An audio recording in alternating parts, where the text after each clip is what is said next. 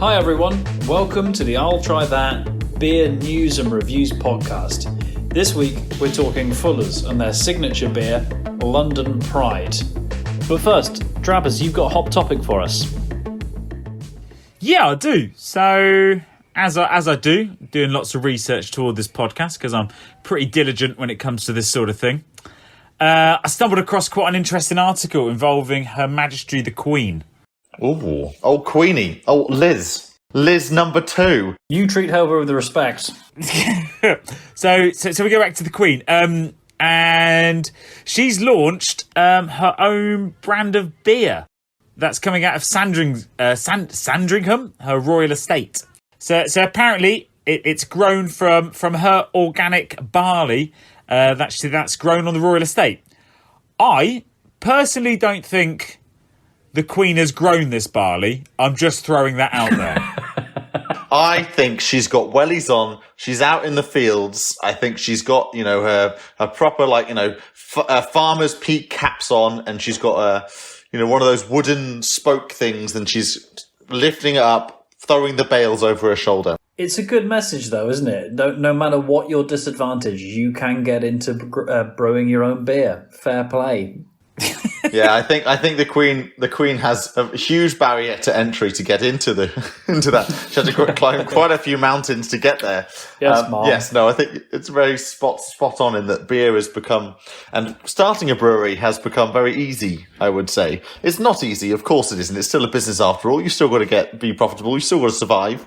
But the fact remains that the Queen or the Sandringham estate brewing beer is doesn't surprise us that much, I suppose. Do you reckon she's actually sampled the beer that's been created on Sandringham? Her Royal Highness must have sampled it. She must have tasted it. I wouldn't have thought she would, sink a few pints of a Friday evening when, royal duties have become too hard. But she must have tasted it, I'm sure. Well, there's one thing I think of when I think of the Queen as a micromanager. I think she's right in there. She's like signing invoices. She's like finding out who's on shift that weekend. I think she's right in there. Yeah, she's really, she's been crafting this design for really into all those meetings, trying to noodle it out. Yeah, I think she's right in there. She's classy though. She won't mention it in the speech. That's those are two separate. She doesn't mix work and pleasure. Exactly. She doesn't mix work and pleasure. She's very... Yeah. Beers for the boys. Public addresses for the nation. I think going on the lash with the Queen would be a right laugh. It would be something. It would certainly be a good story, that's for sure. Her Royal Highness definitely has some cracking stories. How do you think a night out with the Queen would start? You mean a night N-I-G-H-T or K-N-I-G-H-T? A night out with the Queen and he's in full armour. He was there just wearing his gauntlets by the end of it. Do you reckon you turn up to Buckingham Palace, with a 6-pack? You turn up maybe about 7 o'clock. For prees. Planning to go out by about 10 o'clock. Free beers at Buckingham Palace. Get over to Embargo before the free entry stops. She doesn't have to bring her own ID, though. She just flashes a 20. She's like... I'm not messing about, mate. I might not be VIP, but I'm pretty VIP. Yeah, we'll have that booth in the corner. Tell very much. You go booth. Okay, you got a booth. I mean, to be fair, you'd expect maybe with the Queen, you might get into a booth or a table of some sorts, but, you're still up at the bar. You still have to, wade through people to get there. She's probably elbowing people, like the rest of us, to get get a drink. I'm more excited to see her on the dance floor. I reckon she's probably had ballroom dancing lessons, but I reckon you could turn that into a bit of alternative dance and throw some big old shapes. And I reckon as soon as the DJ puts on anything by Queen or Bohemian Rhapsody, she just rolls her eyes and goes, oh, I knew they'd do this. Obvious. We haven't talked about the end of the night with the Queen. What happens there? Oh, kebab. A kebab. She's in a kebab, does she? Now, does the Queen also, does she pull out she takes off her high heels and she puts out the pumps that she's had in the handbag the whole time? No, Queen's just gone barefoot around the streets of London. Don't worry, gang, I'll call us a carriage. Yeah. I mean, all in all, I'd say this sounds like a great night out. We could do that with the Queen. So, yeah, I mean, we're obviously yet to try these beers from Sandringham Estate. We tried to get them for an episode and they're not selling anything right now. We might find them in supermarkets. It tantalizingly tells us on the website. We might get them on websites in the future. Look forward to that. Can't wait. Guys, so I'm full of pride at the moment. London pride. That's possibly the worst joke you've done ever on this podcast. It was a smooth transition, though. It was an awful transition. If you're going to carry on like this, I'm going to do more details about the different temperatures at which you can drink certain beers. Fuller's are a brewery in London, a part of London that you used to live not too far away from, I understand, Joe. Yeah, actually, well, that's true. I jumped all around the southwest London and West London is my jam. Living around Fulham, lived around Chelsea, lived into Putney, moved into Battersea as well. So Fuller's, or the Griffin Brewery, an iconic brewery in London. If you're coming into London from the northwest or from the west side, which is most of the UK, if you're basically driving from one part of the UK into London and you're not coming from, Kent or Sussex or whatever, then you're going to go past the Fuller's Brewery.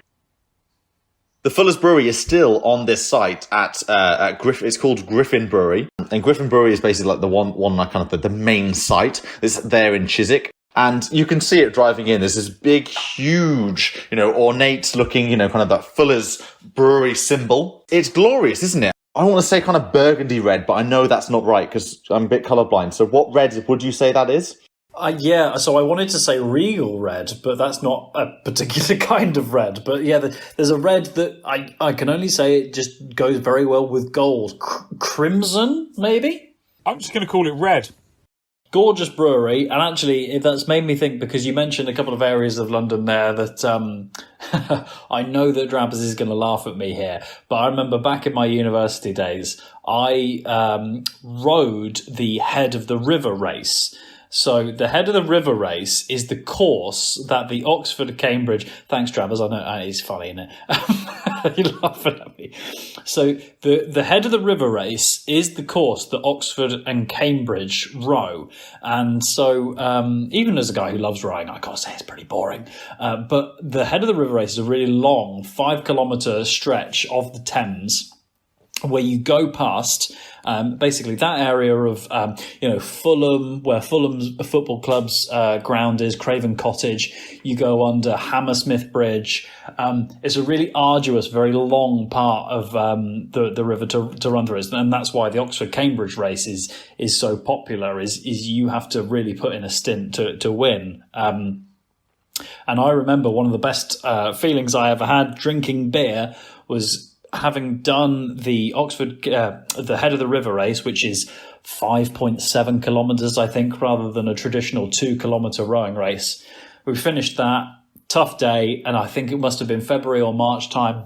We went into a pub on the banks of the Thames, not far from Hammersmith, and we're drinking Fuller's London Pride. Less than a mile or so, or a couple of miles from the Fuller's Griffin Brewery, and watching the rugby, having had a successful day on the river. For me, you can't beat that. And there's also something to be said. I think you can taste it in the beer, but Fuller's and the Griffin Brewery, there's a lot of history there, and that is a staple beer for London dwellers in the UK as a whole. I was just really involved in Barbara's story. I was there for it. I used to live not that far away from where Oxford and Cambridge used to start, the rowing race used to start, when I lived in Putney. So, right along there. And it's just all along the banks of the Thames, right by the Chiswick, up to Chiswick. And that's obviously where Fuller's Brewery is. But for me, London Pride is quintessentially, a London ale. It's actually now they've renamed it to an original ale, which I've never heard that phrase being used for to describe a beer of original ale. So I think London Pride or Fuller's have made this decision that, because they've been around for so long, 172 years to be precise, that, that they have the right to take themselves away or distance themselves from other ales and beers that have been out there and just say, this is London Pride, It's an original ale. This is a beer that has been around for a very, very long time. And I think that's quite interesting. This is an ownable space for those more established brewers that have been out for, that have been around for this amount of time, that are now saying, we're not an IPA, we're not a pale ale, we're an original. We're something that has been around and cannot be easily replicated in the modern times. I think that's really nice because they've kind of set themselves up. They're kind of saying that they are the original. They are the staple, and everything else from this is not so much. It's the wrong word to say imitation, but a variation. I think would be the word to say is a variation of what they're based on. They're saying we're the original. We're the first. Everything else. They're not saying it's bad or anything like that, but they're saying you guys have changed it, tweaked it, but we are the original formula that's been put out there. Now, talking that they've been around for a very long time, they are, as you say, Drab, the original formula. What do you guys make to the news that they sold over about 2 years ago now? They sold London Pride and the Fuller's Brewery. They sold their whole business to Asahi for £250 million. You know what? I would like to say it surprises me, but it doesn't. Since doing this podcast, we have learned about so many breweries that have started off small, independent, or have been going for years and years and years, but then have sold themselves to a bigger brewery, which I 100% get. At the same time, if I was offered that big kind of payout sort of thing, I would probably take it. Sort of thing. There's only so much you could go as a small brewery before you kind of have to be brought out to develop your product anymore, which is kind of sad to say. But you say small brewery. Fuller's is not a small brewery. Fuller's is a staple here in the UK. They've been brewing beer on the Griffin site in Chiswick since the 1600s. This is a well-established, long-established company. And, they are one of the biggest hotel and pub chain owners in the UK. Yeah, I'm often curious, hearing about breweries, particularly one such that's so long established as you described there, Joe. Whether it's about having an owner perhaps from somewhere further away, whether that owner might give them the opportunity to have access to other beer drinkers in other parts of the world, or whether it's necessarily that they're getting an owner that can maybe give them a bit of an influx of cash to make their beer more well known within the UK. As you said, Fuller's very well established in the UK, but equally potentially a little bit centralised and perhaps without the reach to the other parts of the country. So that's what I'm curious about, is whether it's about expanding the reach where they are, or it sounds strange to say it's a different idea, but access to completely different international markets is what I'm curious about.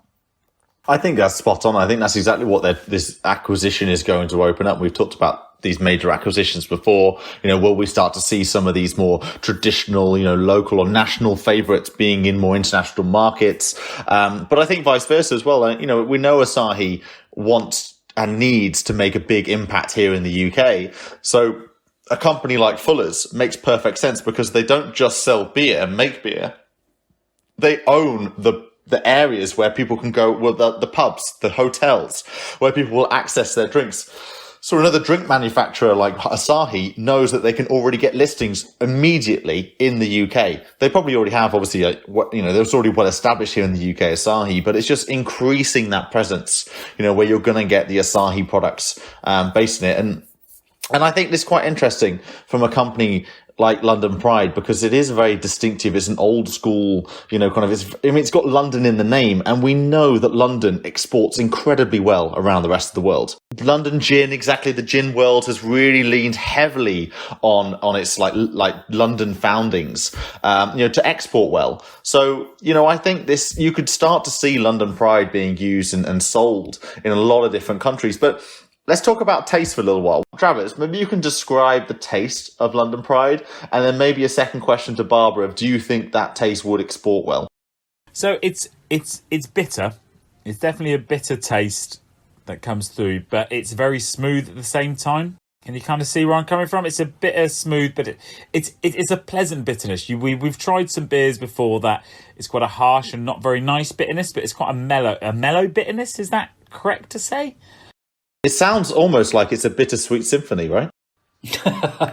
Yeah, so it's funny when I talk about it, and actually I checked because I noticed you said that it was an original ale.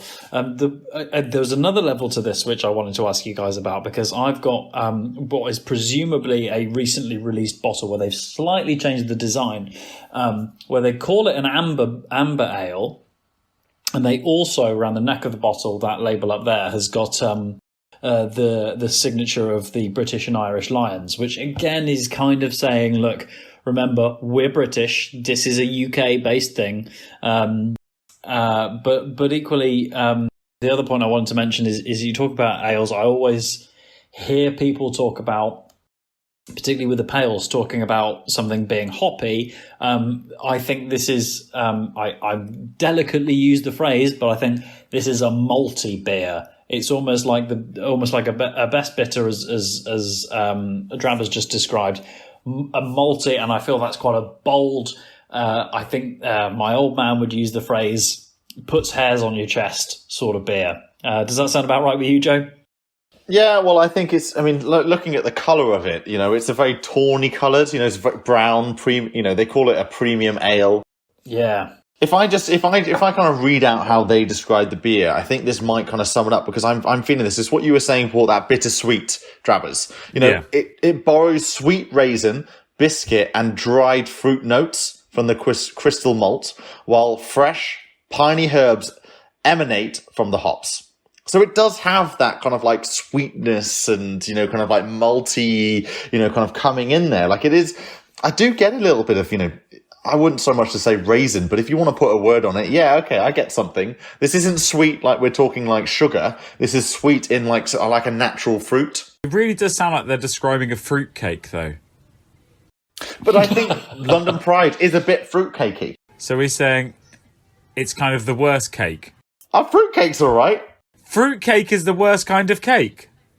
No, take that back. Fruitcakes are good. I like a good fruitcake. Okay, then, but there's way better cakes in the world, and if you were to pick over, would you go, I really want some fruitcake right now? Do you agree that London Pride is the fruitcake of the beer world? Yes.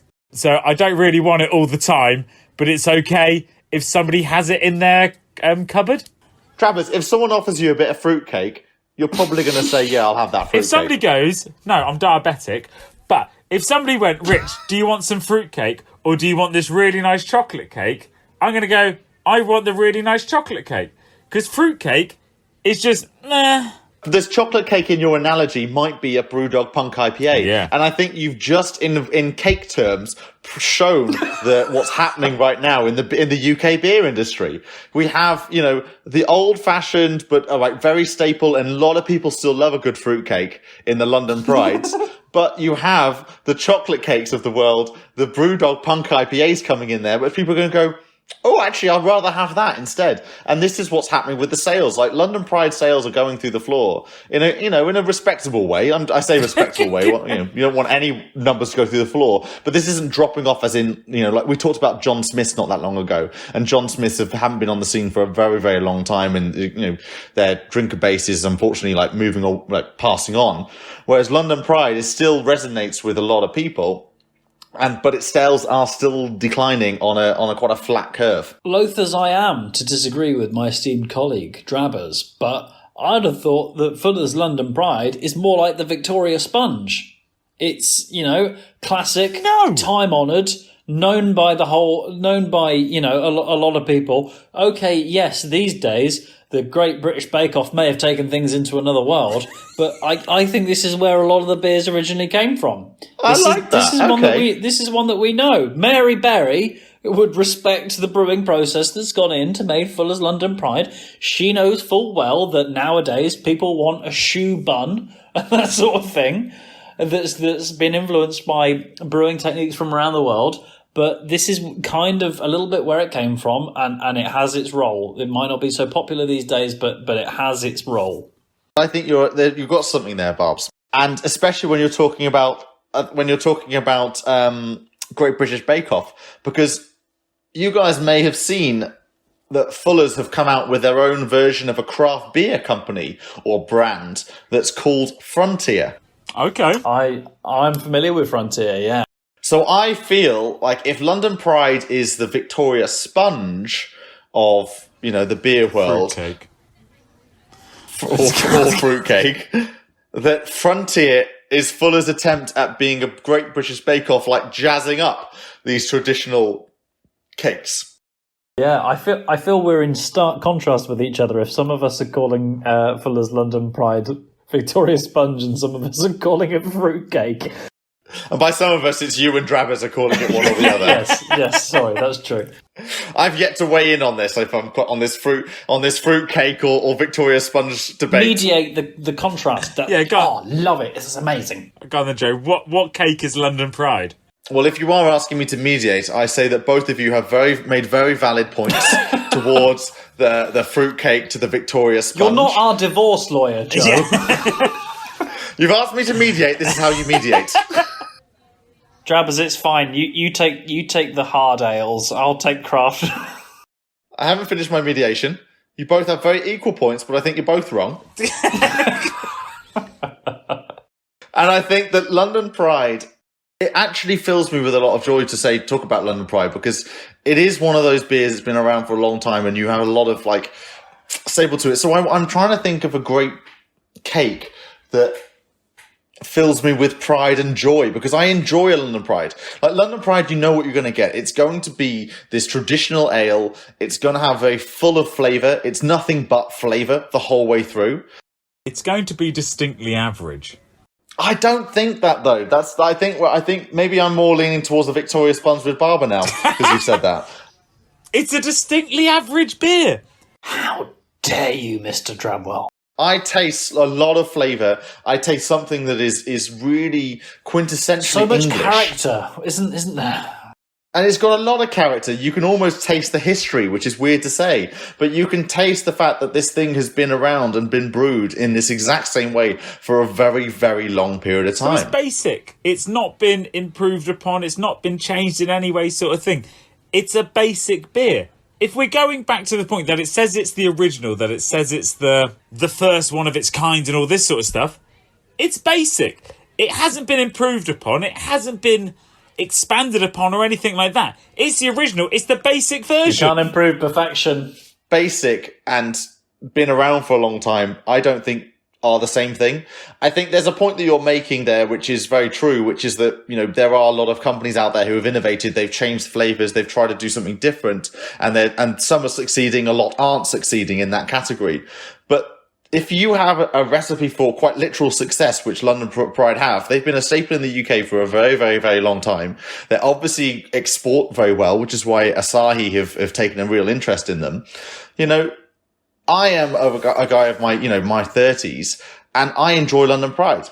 I've never, the people who are in their 60s who enjoy London Pride weren't there when London Pride first started. London Pride were here before we have started, and they're going to be here a lot longer than when we finish. So I just think London Pride's going to be constant. So for us to put our stake in the ground and say, oh, it's basic, whatever, it's just not your preference. You're getting me wrong here. So basic can be, it's not a complicated brew and it's not a complicated flavour, which basic can be fantastic because you can have very basic meals and everything like that. Taste absolutely fantastic. I'm not saying it's a bad beer, but it is a basic beer. It's no frills. There's nothing special coming from it. It is tasty. It is nice, but it is simple in its flavours. I know full well I'm putting myself at risk of getting laughed at big time by Drabbers here. But I fancy myself as a bit of a chef, right? And I was doing some... I've seen you in the kitchen. I've worked with you in the kitchen, Barber. I know what your chefing level is. I haven't even said... if you're going to bring up the raspberry souffle, I'm going to kill you. Oh, quick, guys, take it out of the oven. The raspberry souffle will flop. Take it out. They didn't even eat it. They didn't eat the raspberry souffle, did they, Barber? They had one spoonful of it. We'll edit this out, Joe. We'll edit this out. We'll get rid of this. We'll get rid of this. He's gone mad. We can't, can't keep that in there. However, It makes me laugh because in this house, I put together a fair amount of food put together by or recipes defined by Jamie Oliver, and there's a wonderfully unwieldy phrase that he uses, which is "Don't confuse simple with not delicious." And I think you need to bear that in mind, Travis. I'm not saying it's not nice. You've got me wrong. It's just a very basic. It's just a generic taste. What's a non-basic drink? Yes, that's a good Because question. we're basically saying that we know of other drinks that taste similar, which I think you're saying. But then also at the same time, unless you're going to talk about a bubblegum beer, which I know you've tried recently and absolutely despised about, that doesn't mean it's necessarily a good beer. I once left a glass of squash out for too long, and I drank it, and that was all right. So we're looking at these beers. We're looking at these companies that are creating these fantastic collaborations. We've drunk so many beers that have been collaborations with other breweries that have created these fantastic things. So you look at the one I raved about, the Double Nipah, that came from Salt Brewery. That is a complex, and that's a non-basic beer. That is exploring flavour, and it's taking away from the original, which London Pride is it states itself to be the original. It's saying that it is what every ale is built off, sort of thing. It's saying it's what it's built off, so that it's the basic level of what they're saying an ale should be. And there's all these other ones that have expanded and they've blown up on these flavours that they're infusing all these ridiculous flavours to, that are creating these phenomenal beers that we've tried them on the podcast and we've raved about them, sort of thing. And you can't argue. It's saying it's the original. That's what it is. It's the basic. It's the bottom level of what an ale should be. That's what they've claimed. Yeah, no, I think there's an element to what you're saying. I get what you're saying. And I think you've taken real offence to the fact that they've called themselves the original. And I think... It's a bold statement. But it's true, though. A company that's been around that long has it. I'm not saying that they're not... let's face it. If Fuller's Brewery were to start doing a load of collaborations with a load of other companies and brewers and stuff like the new brewers know they have to do, I think that would be a great idea. I'm there for it. I think the fact that Fuller's Brewery are just resting on their laurels, let's put it that way, and they're just kind of reskinning themselves and saying, no, we're really digging into the fact that we're the original, we don't need to change. I think that's where you're getting at as well. I understand that now, that's more like they're not willing to innovate. I don't think London Pride is something they should touch. I think London Pride should always be London Pride, but that doesn't make me. But I do completely agree with you that these bigger, more established companies need to start really looking around and not just reskinning themselves as Frontier. I haven't really tried any Frontier craft beers. I would love to try. We're going to do that at some point, I'm sure. But maybe that's just a reskin, and maybe they're just quite mediocre craft beers, or they're very good craft beers because it's coming from an established great brewery that is Fuller's, who know how to make great beer. But I'm completely with you. These more established companies need to be doing some of the stuff that the newer breweries have started doing, which is like collaborations and all these kind of things. And it's 100% driven. The collaborations can get yourself out there to be a bit more PR, try and get yourself to be well known, to spread the love of beer around the world. And I think these bigger breweries that have been around for a long time haven't really done any of that. Yeah, I would also point out, Rich, also bear in mind Fuller's, we focused on London Pride tonight, but bear in mind they do other beers. ESB is one that I've heard lots of people absolutely rave about. There's people out there who believe ESB is the finest beer that is available. I understand they do one called Honeydew, which is an organic golden, and there's also a beer called 1845, which I'm not so familiar with myself. So worth bearing in mind, ultimately, Fuller's do others, and it has been made quite clear here that Joe and I have a soft spot for London Pride. But, they do Frontier, they do a selection of others. They might not be doing so much in terms of letting us know what the crazy and wacky bubblegum beers that they do are available, but they are worth looking at the rest of their portfolio. I would consider all of the others just on the basis of how strong a beer I think London Pride is as well, though. Right, let me talk to you guys about their numbers. So on Twitter, you can find them as @London_Pride or Fuller's London Pride. And they have 16.5k followers on Twitter. And you can find them on Instagram as Fuller's. and they have 18.1k followers. So I think, to kind of sum up, London Pride or Fuller's as a whole, if you like cake, you're probably going to have a good debate about it. For me, it's much like a carrot cake. And that's all we have time for this week's episode of the I'll Try That podcast. And so from me, Joe, Rich, and Simo. Goodbye.